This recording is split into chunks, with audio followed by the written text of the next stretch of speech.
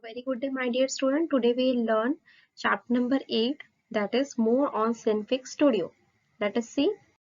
Dear student, in this chapter we will learn regarding morphing and cutout animation, basics of animation, animating shapes and basic bond tutorials.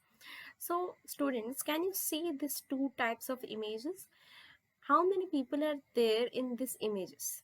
Can you see? Can you identify how many peoples are available? Yes, these are the images of two people with their faces mixed and matched to make it appear as one. Okay, there are two people. In this also there are two people. In this also there are two people. Okay, but they are mixed in such a way that they look like one. They appear as what? One. So how they has been mixed using Synfig Studio, which is used to create animation, and frame by frame work could be made in which tool? Synfig Studio. It can be also called as what? Morph images and create cutout animations. Okay, next, what is morphing images? Can you see? This is the what morphing images means. The body could be one and the face could be one, another face. Okay, morphing is technique of creating a smooth transition between two images. In this process, one shape is deformed into another and is defined by its control points. Morphing in Synfig Studio is done automatically, allowing the user to create animations by drawing only key position at a right intervals of time. Next is cutout animations. Cutout animation is what? An object is splitted into different parts and simple transformation is applied on it.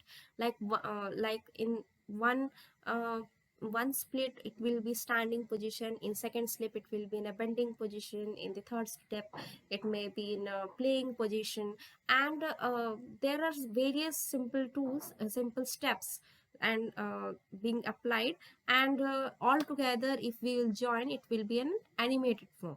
So this is what cutout animation. Next is basics of animation. Basics of animation. To change a drawing into animation in Synfig Studio means to create the first stage and last stage of a change, and steps in between is automatically programmed by Synfig. For example, consider a moving light. To create this, what is needed? A circle of light is on the left, the circle of light is on the right, and circle of light is back on the left. To perform an animation, the following step needed: setting up the workspace and adding movement. Okay. Then third, understanding the timeline. Fourth, keyframes. And fifth one is rendering your animation. How to set up the workspace. How to set up? First, click the canvas menu and then select canvas properties. From the when you have opened the canvas properties, the canvas property dialog box will be appeared. Here you need to write the name and descriptions of for the canvas and then click on apply. Okay, when you will click on apply, then you need to go to time.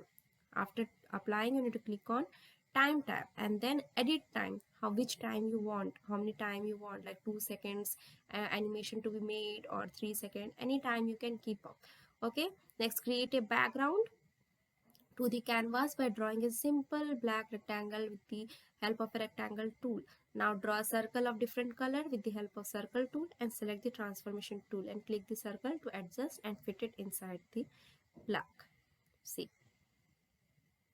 you need to first add the first add the black color rectangle, then you need to click on circle and then transformation bar to be selected and then fit it in the rectangle. Okay, now adding movement. How to add the movement? The canvas window has a time slider at the bottom. See, time slider is available in the bottom called the time bar. That is known as what? Time bar. Click on it, a small orange indicator appears indicating the position in time, that which time to be moved. The position of time slider can be set by changing the values in the field. For example, if you enter 1 second and press enter, the orange indicator will move to the middle of the time slider by 1 second. Okay, so this is all about adding movement.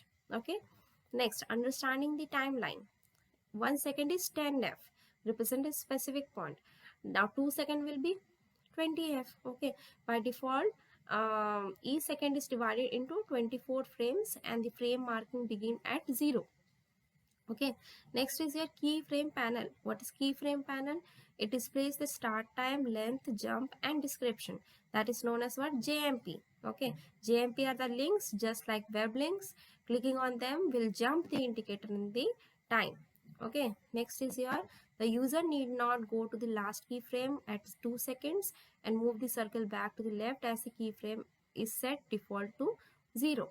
Okay, next is your rendering the animation. What is rendering the animation? How we can do the render is what? It is the automatic process of generation of animation by means of computer program. There are basically two ways to render the work. First, using the Cinefix Studio, leave the animated editing mode and save the file, then go to file menu and click render. A dialog box appear. This type of dialog box will be appear.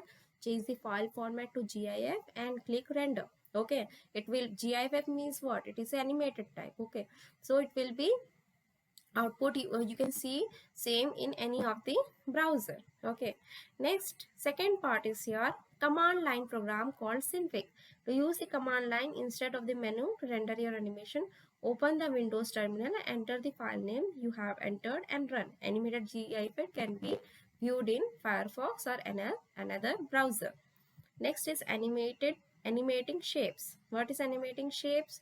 Choose a new canvas from basic file tab, then create it for the background needs to be added. Okay, now splint tool is available. There are various type of tools for creating the triangle or loops or circle. Okay, that could be added in that, and you can add the animation accordingly. And as said, that 1 second is termed as 10f, 2 second will be 20f. This accordingly you have to work on. The beginning of the time track is defined as what? 0f. Okay, next, adding the petals. According, you can add the petals and change the fill color to pink, create petals while the spin tools. There are various type of tools can be used. Basically, spin tools, green is being used for creating the curve. Okay, vertical curve. If you can use that, which tool you'll use? Splint tool for that. Okay, and there are various layers are available for that. Duplicate layers can be added. Okay, see, first tool, then second tool you will add, then third, accordingly. Okay, that each copy will be a new layer for that. Okay, next, hiding the tool.